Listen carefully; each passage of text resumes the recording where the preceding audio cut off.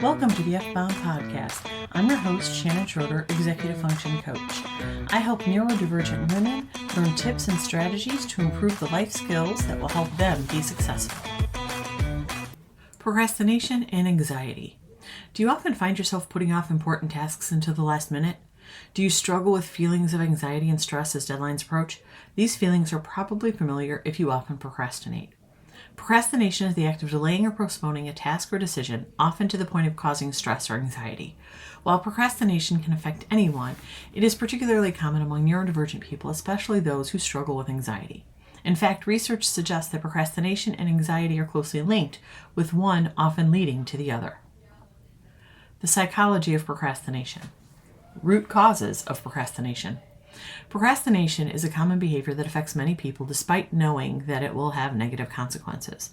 The root causes of procrastination can vary from person to person, but some common causes include lack of motivation. When you lack motivation, it's easy to put off tasks that require effort or that you don't enjoy doing. Fear of failure. If you're afraid of failing, you may avoid starting a task altogether to avoid the possibility of failure. You can't fail if you never start. Perfectionism. If you're a perfectionist, you may delay starting a task because you want to make sure it's done perfectly. Even though you know perfection isn't truly possible, you still have super high expectations for yourself, and maybe others, that may be unreachable. Overwhelm. If you have too many tasks to do, you may feel overwhelmed and not know where to start, leading to procrastination. Understanding the root causes of your procrastination can help you develop strategies to overcome it. Anxiety is a trigger for procrastination. Anxiety is a common trigger for procrastination. When you're anxious, you may feel overwhelmed, and the idea of starting a task may seem daunting. This can lead to procrastination as you put off the task to avoid the anxiety it causes. Anxiety can also cause you to engage in avoidance behaviors such as checking social media or watching TV to distract yourself from the anxiety. These behaviors can become habitual and lead to chronic procrastination.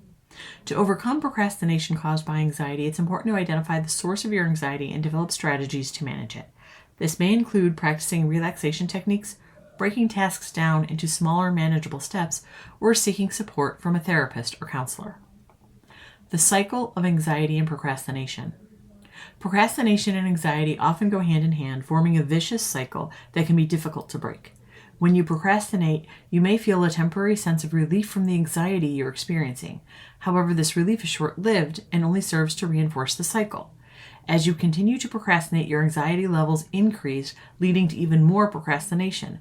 The more you procrastinate, the more your anxiety levels increase, making it harder to get things done. The cycle can be difficult to break because procrastination often feels like the easiest way to cope with anxiety in the short term. You're able to breathe for a little while because you've pushed the difficult task away, but it always comes back.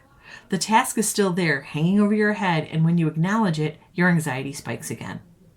One way to break the cycle is to focus on the long-term consequences of procrastination.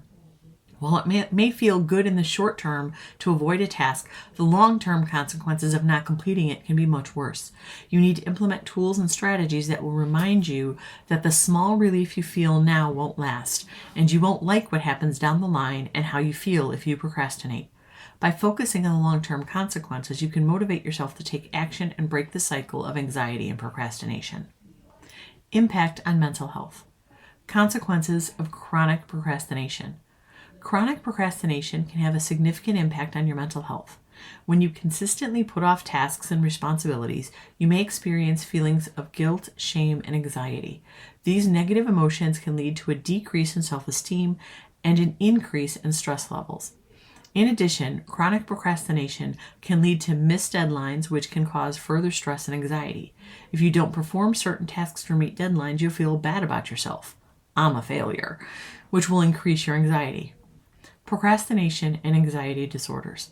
Procrastination and anxiety disorders often go hand in hand. If you struggle with anxiety, you may find it difficult to start tasks or make decisions. This can lead to procrastination, which can then exacerbate feelings of anxiety. In some cases, chronic procrastination can even contribute to the development of an anxiety disorder. It's important to note that while procrastination and anxiety may be linked, they are not the same thing. Procrastination is a behavior, while anxiety is a mental health condition. However, If you struggle with chronic procrastination, it's important to address the underlying causes, which may include anxiety or other mental health issues. Seeking support from a mental health professional can help you develop strategies to manage procrastination and improve your overall mental health. Strategies for breaking the cycle. If you find yourself caught in a cycle of procrastination and anxiety, there are several strategies you can try to break the cycle. Cognitive behavioral techniques. Cognitive behavioral techniques, or CBT, is a type of therapy that can help you identify and change negative thought patterns and behaviors. By learning to recognize and challenge negative thoughts, you can reduce anxiety and increase motivation. Here are some CBT techniques you can try. Thought records. Write down your negative thoughts and challenge them with evidence that contradicts them. This can help you see things more objectively and reduce anxiety. Behavioral activation. Set small, achievable goals for yourself and reward yourself when you complete them. This can help you build momentum and increase motivation. Mindfulness. Practice mindfulness meditation to help you stay present and focused.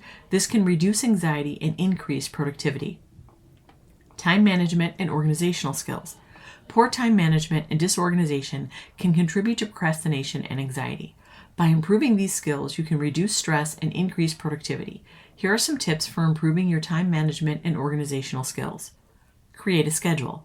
Make a schedule for your day or week and stick to it as closely as possible. This can help you stay on track and reduce procrastination. Break tasks into smaller steps. Break large tasks into smaller, more manageable steps. This can help you avoid feeling overwhelmed and reduce anxiety. If you don't know how to break a task down, try using Goblin.tools to help. It's a free site that will break down a task into as many steps as you need. Use a planner or calendar. Use a planner or calendar to keep track of deadlines and important dates. This can help you stay organized and reduce stress. I'm a huge believer in planners, but you need to make sure you're choosing the right planner for you. If the planner you have doesn't work for your brain, you won't use it. By understanding the relationship between anxiety and procrastination, you can take steps to break the cycle and improve your productivity.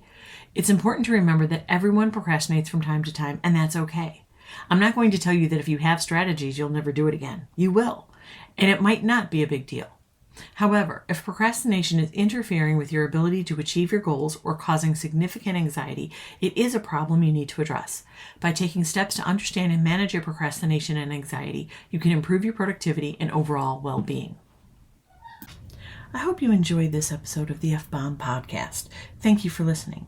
Remember to subscribe below and check out my show notes to learn more about my Facebook group, courses, and membership.